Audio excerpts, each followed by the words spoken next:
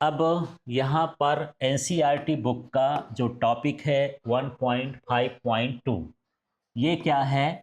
अनादर्श विलियन, non ideal solutions, ये क्या होते हैं? इसके पहले वीडियो में आपने देख लिया कि आदर्श विलियन क्या होते हैं। जो उसमें होता है वो इसमें नहीं होता है, वही क्या कहलाता है? अनादर्श विलियन। देखो अब थोड़ा सा देख लेते हैं। आदर्श विलियन सभी सांद्रताओं पर राउल्ट के नियम का पालन करते हैं, तो अनादर्श क्या हो जाएगा? वे विलियन जो सभी सांद्रताओं पर राउल्ट के नियम का पालन नहीं करते हैं। ठीक है, आदर्श में लिखते थे कि इसके एंथैल्पी परिवर्तन का मान क्या होता है? शून्य होता है। माने ना तो ऊष्मा का अवशोषण होता है, ना ही उत्सर्जन होता है मिश्रण करने के दौरान, विलयन बनाने के दौरान। तो इसमें आप क्या कहेंगे? इसमें एंथैल्पी परिवर्तन का मान बढ़ भी सकता है और घट भी सकता है। माने ऊष्मा का या तो अवशोषण भी हो सकता है या उत्सर्जन भी हो सकता है। ठीक है, फिर उसमें क्या लिखते थे आप?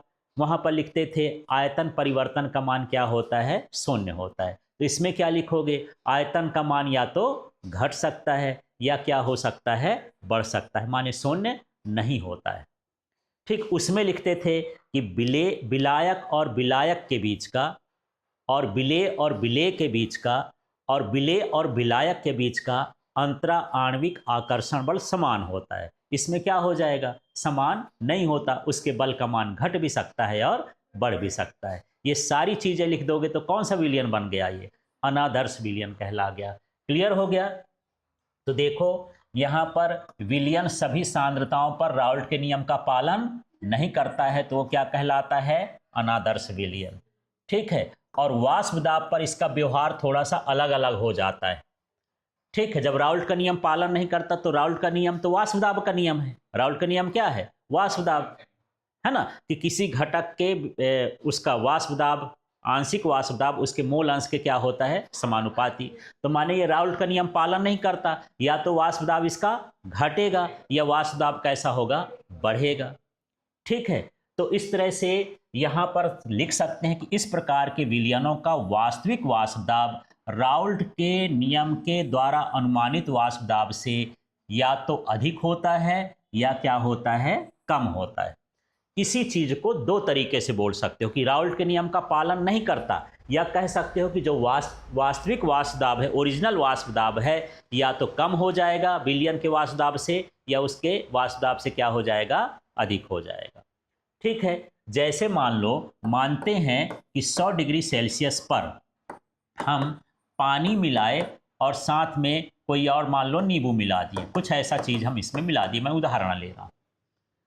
ठीक है, यदि मैं अकेला वाष्प दाब लूं पानी का, तो मान लो 3 ATM है, और नींबू का कितना है? मान लो 2 ATM। तो ये जुड़ के कितना होना चाहिए?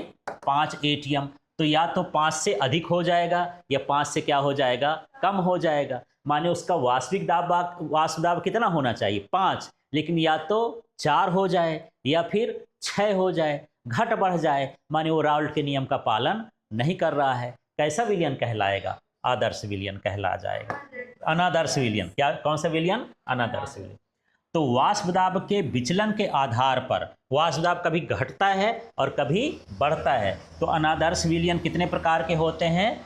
2 प्रकार के होते हैं। एक है ऋणात्मक विचलन का, जिसमें वाष्प दाब घट जाता है, और एक होता है धनात्मक विचलन का, जिसमें वाष्प दाब बढ़ जाता है। फिर हम ऋणात्मक और धनात्मक विचलन को अलग से पढ़ेंगे, वो विलयन। ठीक है, तो चलिए बात करते हैं यहाँ पर। यदि क्वेश्चन आ जाए कि आदर्श विलयन और अनादर्श विलयन में अंतर लिखो, तो लिख सकते हो। हाँ, आदर्श में क्या लिखोगे? ये सभी सांद्रताओं पर राउल्ट के नियम का पालन करते हैं, और ये राउल्ट के नियम का पालन नहीं करते हैं। ठीक है, इसमें जो है एंथैल्पी परिवर्तन का मान शून्य होता है। इसमें एंथैल्पी परिवर्तन का मान शून्य नहीं होता, इसका मान घट सकता है या बढ़ सकता है।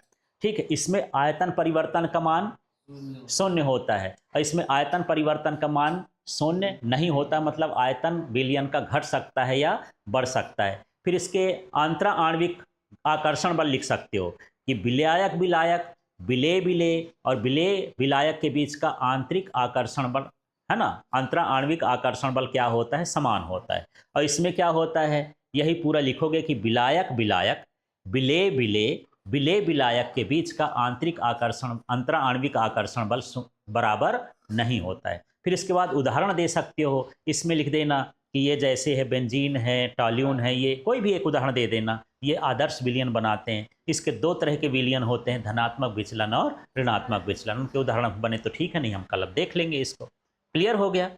ठीक है। और यदि अकेला अनादर्श विलयन आ जाए तो इसको पढ़ने की जरूरत नहीं है, आप आदर्श का पढ़ोगे और उसी का उल्टा कर दोगे तो क्या हो जाएगा, अनादर्श विलयन हो जाएगा। ठीक।